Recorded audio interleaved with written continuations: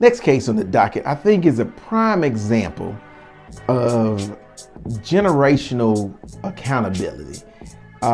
It may seem like, women, if you're watching this, it might seem like this is about football, but this is bigger than football. And I'll let you know what I mean after we see the evidence. Let's go. Chip Kelly. I don't really like him. That's obvious. He didn't understand we are grown men playing in the league. Coach, we just won a big game, beat the Cowboys, #1 in our division. We partying tonight. Why are you about to give me a piss test at 7 o'clock the next day? We in the NFL. Okay, we're gonna stop it right here because he gives several more things. But see, this is what I mean when I say a difference in generational accountability. So you just won a big game and you #1 in the division. So clearly your team is headed in the right direction. So as a coach, my job is to make sure we stay on track on that road. So that's why he said the things that he's saying to you. Why would you stay? You want to party and all this stuff? See this? So partying is more important than you staying focused on the day. You only play football for 4 or 5 months out the year. You got the whole rest of the year to do what the hell you want to. But you got to do it in season too?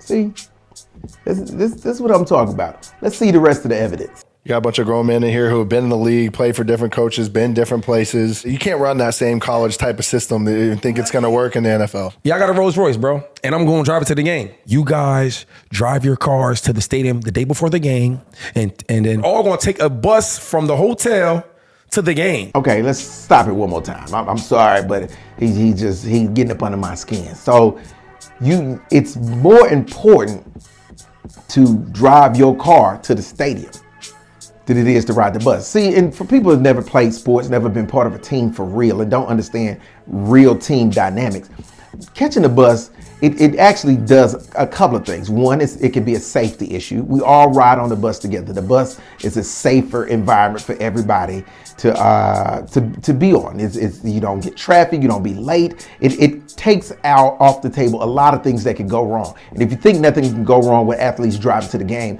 ask Tyreek Hill, who almost got arrested getting ready to turn into the stadium while driving his car. So that's that piece of it. And then driving the bus and showing up to the stadium together, it's a sense of camaraderie.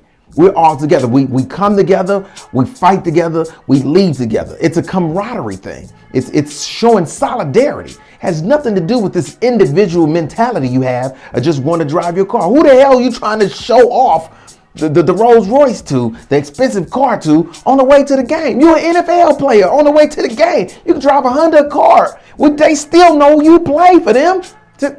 I digress. Let's see the last piece of the evidence. He will monitor your sleep patterns. Hey, McCoy, I need to talk to you in my office. I get up there. What's up, coach? You want to talk to me about that game I had? Nah, I want to talk to you because he crossed his legs and all this. I seen you had 3 hours of sleep last night. How you know that? Well, we checked it. I said, man, well, I ain't doing it no more. Since you're monitoring how much I sleep, I don't feel comfortable. So I'm never doing it again. Stop it there. So listen.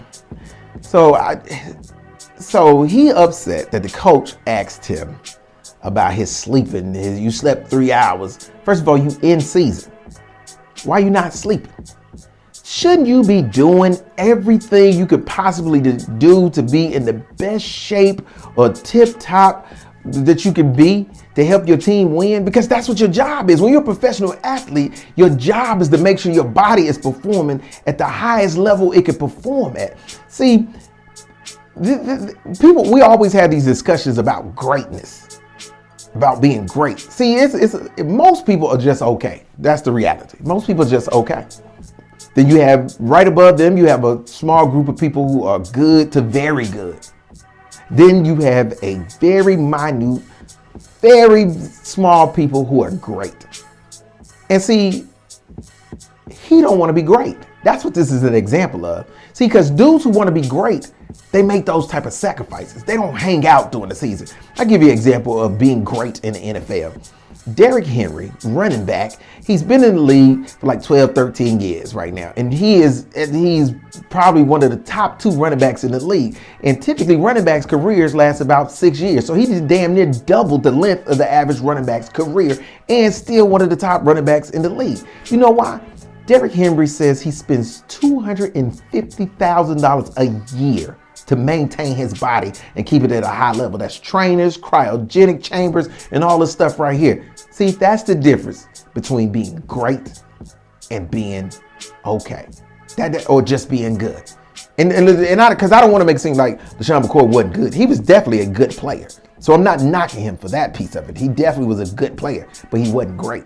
And now we see why he wasn't great. And for those of you who say, well, Lab, you ain't never played football. You're right, I never played football. But if I did, I guarantee you one thing, my ass wouldn't be hanging out at 3 o'clock in the morning on the night where we got a game the next day. My ass wouldn't be pushing to drive my car when my homies is on the bus and they ready to go out here and go to battle on a football field. My playing football ass would have been right there with my teammates doing what I got to do to be great.